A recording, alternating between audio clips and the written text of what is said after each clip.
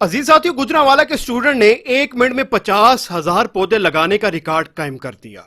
जरा सोचिए, जब ये पौधे दरख्त की शक्ल इख्तियार करेंगे तो हमारे मुल्क की फजा कितनी साफ हो जाएगी।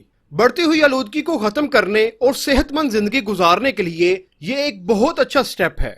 अजीज साथियों, सदका जारिया समझते हुए और मुल्क के माहौल को बेहतर करने के लिए हम सबको मजीद इस तरह के इक़दामात लेने होंगे।